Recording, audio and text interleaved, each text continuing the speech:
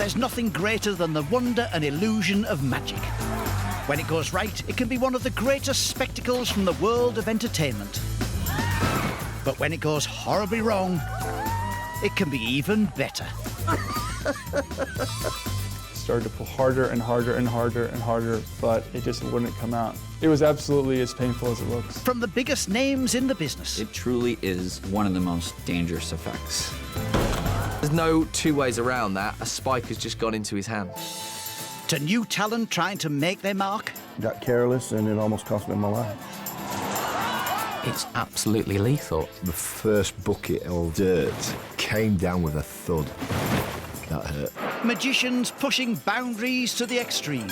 I'm not doing this because I have a death wish. Whoosh, everything went black. I saw the light at the end of the tunnel. This is what can happen when magic goes horribly wrong.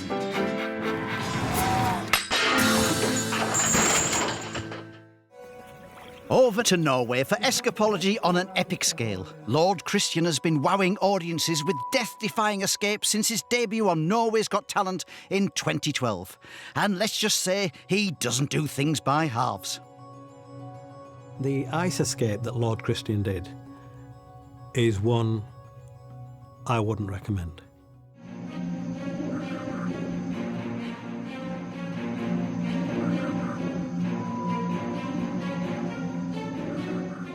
I wanted to do something that was more extreme than I had done before.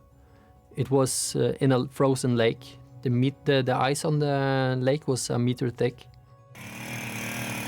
We cut a hole in the ice, and then we wanted me to jump into the hole, attached to handcuffs, chains, get loose, and then come back up through the hole. I mean, that is very, very, very dangerous. To be chained and shackled and to be dropped in water anyway, but in Icelandic conditions, no. The real danger there is you go down through a hole, and that's the only way up. It's unbelievably stupid. I think it was wrong because everything was so dark. It was in the evening, everything was dark, and the water was, you couldn't see nothing. All the people had showed up, the TV was ready, I was sitting on the chair waiting to jump into the water, and I'm just breathing slowly, trying to lower my pulse to be able to hold my breath longer, doing the breathing techniques.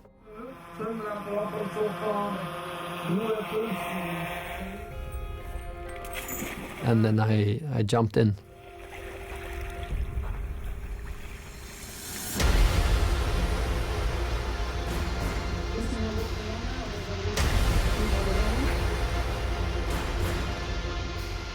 I went straight to the bottom. It took maybe 3 seconds or something because it was 8 meters deep there. And as this weight hit the bottom, it got pitch black because the mud was going up into the water, or particles. You could see nothing. The freezing water, the lack of air, holding your breath for that amount of time, the fact that he could stray from beneath that hole and end up meters away from the hole, then nobody would find him. The water is 2 degrees Celsius, so it's a little bit colder and the whole lake would freeze. And it's just not a pleasant environment to do something in. I spent around 3-4 minutes to get out of the weights and the handcuffs. And that's about expected time to what we rehearsed. As soon as I'm loose from this, I will float up because of the help of the wetsuit makes me float. I mean, I would have expected underwater cameras so we could see the fact that, he's struggling, is there, here, whatever. But no, we had no vision whatsoever. All we had was the thought process of somebody being underwater, freezing conditions, no air. Is he out? Is he not? And is he going to make it? After 3-4 minutes, I float up, and since the water was so muddy, I thought it was going to be better when I came further up, but it didn't. So I couldn't really see where the ice started. So when I float up, I hit my head on the ice, and it was. I knew I was in trouble then. I just figured I would, try to stay in the same area and wait for the rescue diver.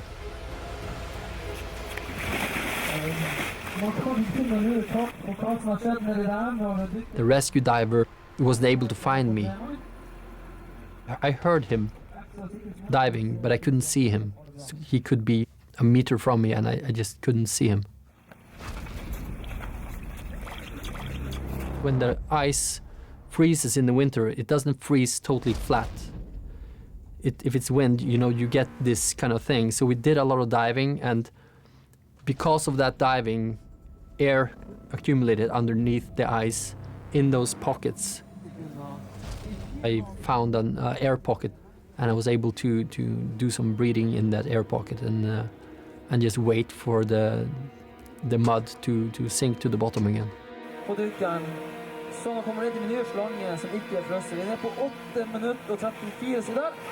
Eventually, the mud cleared up, and I was able to see the light from the hole. And then I swam to the hole and I emerged. And that was after 8 minutes. I didn't even know I was hurt and bleeding from my head. As soon as I came up, I saw the red on the snow. I was like, oh. In this icy water, even though you're wearing a wetsuit, it's freezing. So I had to get some time to get to myself and get some heat back into the body before I was even able to speak to anyone.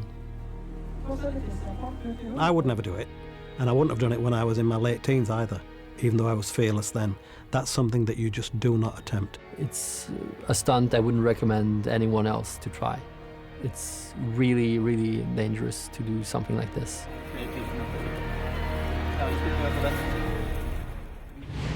Another of Lord Christian's party pieces is an escape made famous by Houdini. Milk can escape. It's not like a trick. This is real. You're underwater. You are holding your breath. You are opening real handcuffs and padlocks. So it's not an easy thing to do. Lord Christian was asked by his good friend, opera singer Are Hembre, for a big finish for his Christmas show. To teach Are this, we first needed to teach him how to pick the handcuffs, and then we had to teach him how to pick padlocks, and then we had to teach him how to hold his breath. He asked me if I wanted to join his Christmas concert to make it like a more magic touch on it. And I of course did, and I also thought, maybe I'd challenge him to do my milk can escape. When Christian challenged me, I didn't know what to think, because I can hold my breath for 45 seconds and that's it, I thought. But I'm not so happy with water either, and handcuffs and locks, and so, but whatever, we try. I always like new things and challenging things, so why not?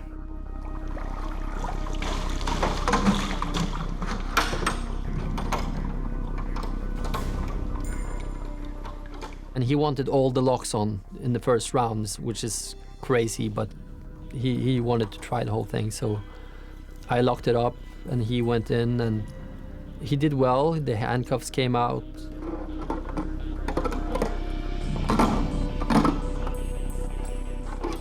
When the lid goes on, you think you need to hold your breath as long as possible. So you just try to be calm. To get up your hand over the lock and pick the locks, it's not easy. Then the panic takes you, and the seconds go very fast in the water.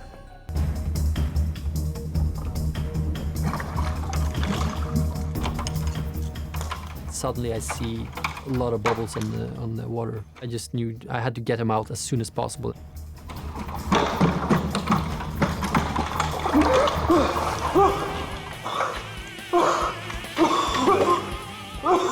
It's only 10 seconds. When you have absolutely no air in your lungs, that feels like an hour.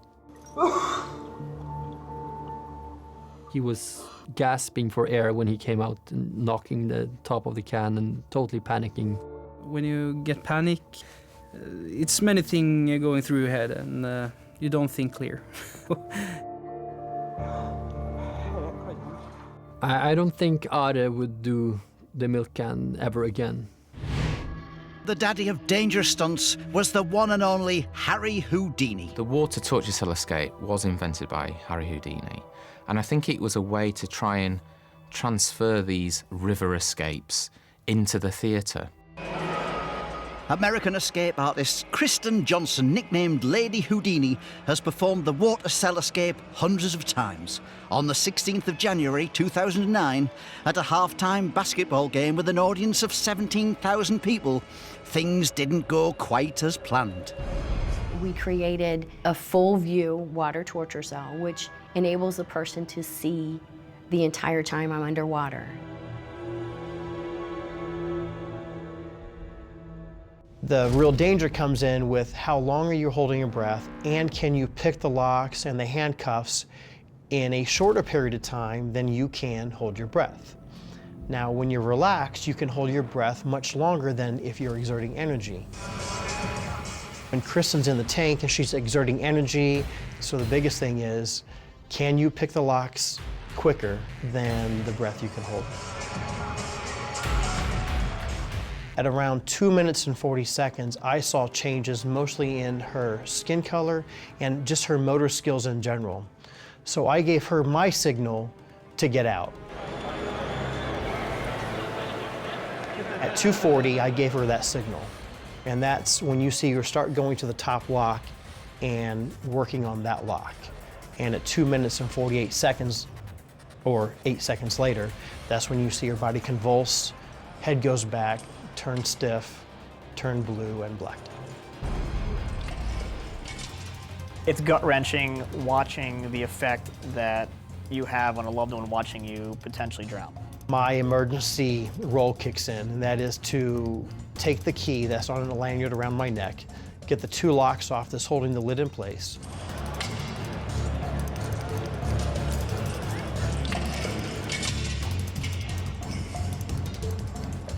throw the lid to the ground, get to the top of the tank, and get her head above water.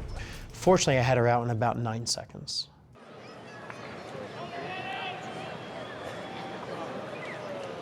When I got out of the tank, I was waving to the crowd, and I looked down at Kevin, and he's like, "Come on, get down."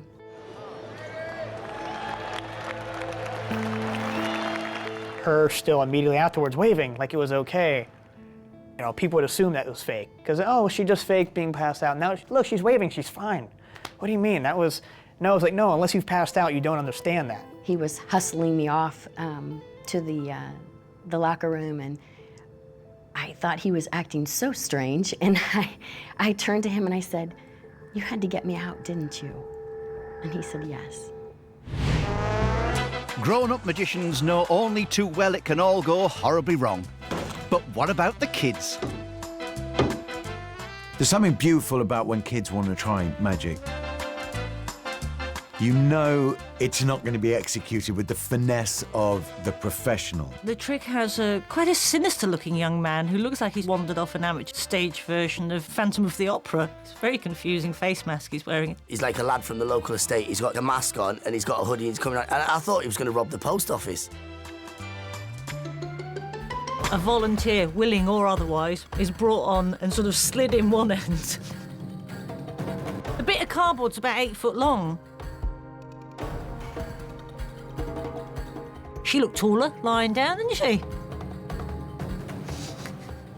What they've done is they've obviously seen a trick on the telly and thought, how can we do this? Well, clearly you have to have 2 women in a large tube of cardboard. That seems easy enough. Well, this is, So when you start sawing through it, you start seeing the fact that the box is collapsing. To be fair, the box has to take the weight of a human being, or 2. Sawed through the old cardboard. Whoop! Table flips over and one pops out one end. Fabulous. It's a beautiful dismount. The best thing about it all is the fact that they don't try and style it out. I think so much more magic would be better if they just looked, laughed and ran away. I enjoyed this one more than I would watching someone do it properly. Not properly as in properly saw someone in half, but a proper magic trick. And then the other woman in the other box realises, like, the game's up. She comes up and then she's thinking, how do I get off stage when my friend's already got a huge jam? She thinks, I know how to do it. I'll just fall off this table, like as if I can't walk properly as well. This is what all magic shows should be like. I mean, you could see Tommy Cooper turning his grave going, why didn't I think of this? There's no other way to end that trick, really. Once it's gone wrong one end, you may as well just go whole hog. He should probably sell that to the Magic Circle. That is exactly how that trick should be done. And a rising star who's making an impression online is Texas magician Bryce Harney. My name's Bryce. I got involved in magic when I was 10 and started doing YouTube when I was in high school, and that's when I started getting into the street magic. It was important to get the setting right because I wanted to create a different mood for this Halloween video, and I wanted it to stand out. So it's Halloween, Bryce is on the streets, he's about to take a washer instead of a polo, which is what people normally use for this trick. I wanted to make it a little darker, but that wasn't exactly the best option. He places it in his mouth, swallows it, gets some string, and then starts to saw.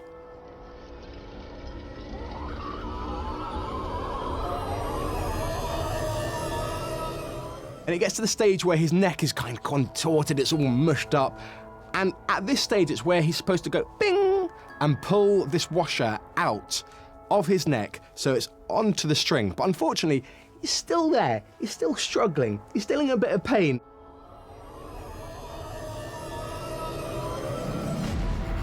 He got the dental string, put it in his throat to try and pull it out. And as he was pulling it out, it actually got stuck at the last minute. He didn't mean for that to happen. I'd rehearsed it a couple times without the washer, and this was the first time actually doing the full trick.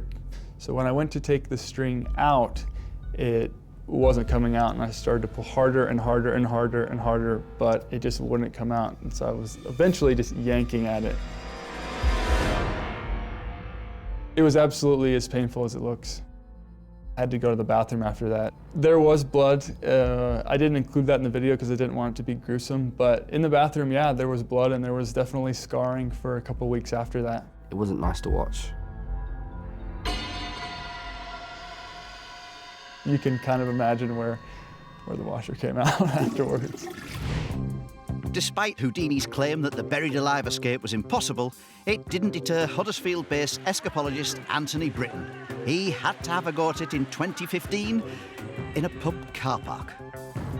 The sorts of the things that I've done in the past is exploding crates and getting out of straitjackets, straitjacket escapes inverted. I don't think I've got a death wish. I just love everything to do with escapology.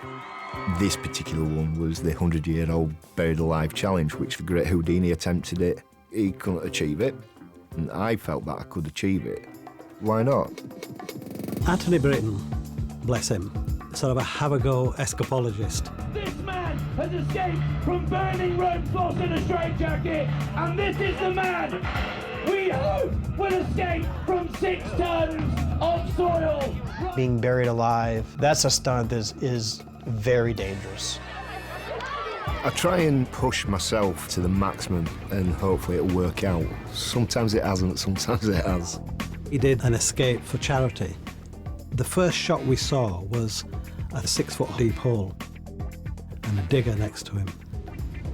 And then suddenly they started to throw soil over him. I felt the first bucket of dirt hitting me back, which came down with a thud. Crikey, that hurt. You've got what looks like an afterthought of a bloke who's gone, yeah, anyway, I've got a digger in the garden, I'm having my garden done. You know what? Yeah, let's bury me alive. Let's bring it on. Fantastic. Everybody was all prepped. If the worst comes to the worst, they knew what to do. We genuinely have no idea if this is going to work. Judging from history, it won't. Everything was going perfectly well. Every time a scoop goes in the hole, the soil rushes more and more of his body, forcing more and more air out of his lungs. It might look easy, But these things can go wrong. You can hear the crowd chanting and screaming and everything else. And then all of a sudden it just goes silent. Soil has basically buried you at this point. Escapologists seem to have this thing about buried alive. There's dozens and dozens of them that will have a go at this. It's not the safest escape in the world. It's been down 6 minutes, and we've still got more soil to go. This is... I don't quite know what I'm watching. This is mad. So when you breathe out, your rib cage collapses. As I did that, the soil decided that it was going to fall into where once my rib cage was there. So when I went for a breath back, I couldn't expand my lungs. At that point, I started to feel myself going unconscious. Before I went into the grave, we decided that we were going to go with a throat mic. So the head groundman could hear what was happening down below. It was about 8 minutes into it that it completely went dead. That's when he called it a day. Got the spades on, and the digger came round, did exactly what he was supposed to do. Hang on, they're digging him out! They're digging him! I could feel myself going under, and at that point, that's it. I just can't remember after that. I was out cold.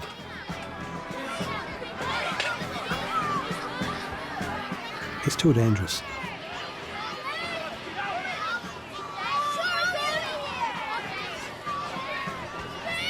I wouldn't recommend anybody do it. Oh my God, he's dead! He's dead! Oh my God! He's dead! Take this off the screen! Take this off the screen! It's lethal. Kids, if you're next to the ambulance, you need to move away from the ambulance. Most people do say, once you've been buried alive, that is the end, really. I've learnt by it. So I won't say it was a fail.